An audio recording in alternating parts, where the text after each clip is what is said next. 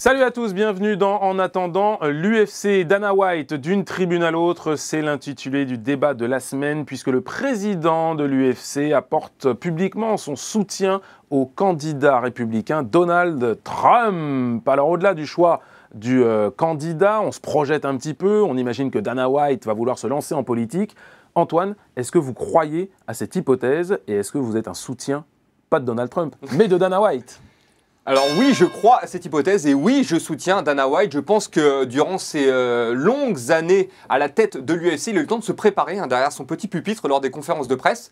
Parler à un auditoire, insulter même l'auditoire, comme le fait un peu Donald Trump. Voilà. Donc il y a des similitudes entre les deux. Et on sait que Dana White connaît Donald Trump depuis longtemps, parce que Donald Trump avait soutenu l'UFC à ses débuts. Alors justement, est-ce que c'est pas juste un retour d'ascenseur de soutenir publiquement ou est-ce qu'il y a vraiment autre chose derrière ? Mais pour moi, c'est d'abord un retour d'ascenseur. Déjà, c'est toujours bien d'être ami d'un milliardaire, pour commencer. Et ensuite, oui, comme on le sait, Donald Trump l'avait soutenu, l'avait aidé à ses débuts. Et donc, forcément, s'il peut l'aider en retour et après attendre encore autre chose derrière, je pense que c'est d'abord et surtout ça, à mon avis. Mais on sait quand même que Dana White est quelqu'un de malin, d'intelligent, donc il a des visées un petit peu plus éloignées de la simple photographie. Ça veut dire que peut-être il a des ambitions, ce garçon. Mais ça ne m'étonnerait pas, c'est quelqu'un qui aime être en avant, qui aime parler aux foules, qui aime être le représentant d'un groupe, voilà.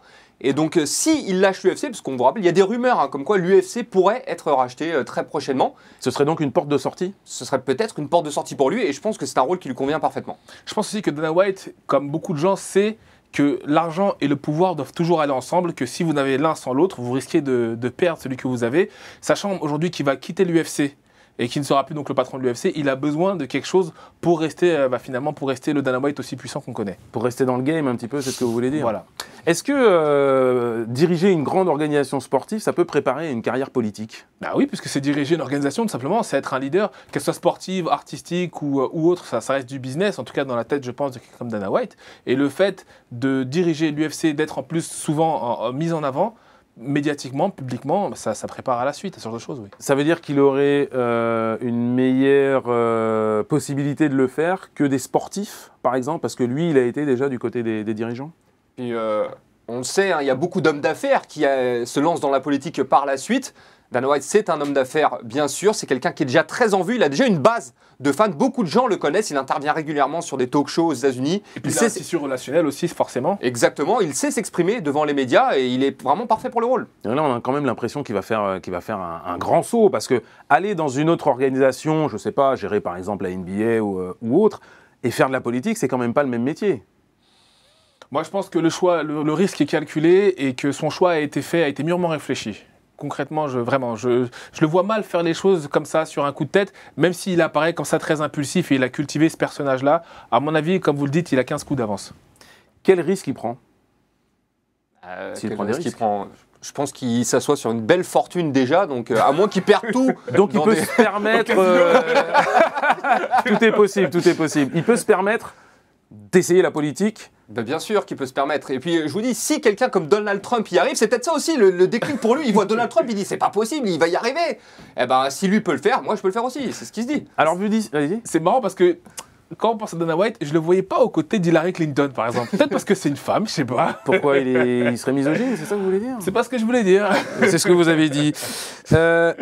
Est-ce qu'il n'a pas un devoir de réserve ? C'est très français peut-être, hein, mais en tant que dirigeant d'une grande organisation internationale, s'immiscer comme ça dans la politique américaine ? Ce que je pense en revanche, c'est qu'en tant que businessman qui vend quelque chose au public, commercialement, il aurait plus eu intérêt à garder une position relativement neutre, de façon à viser le public le plus large possible, en choisissant quelqu'un de clivant, de segmentant comme Donald Trump, est-ce qu'il ne prend pas le risque finalement de réduire potentiellement le public de l'UFC, ou en tout cas le public auquel il s'adresse.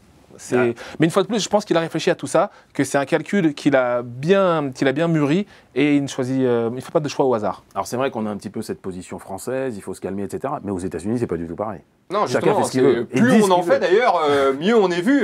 Et je pense que vraiment Donald Trump, c'était la porte la plus près pour lui. Il s'est dit voilà, il est à côté, bon, je le connais, allez, c'est parti.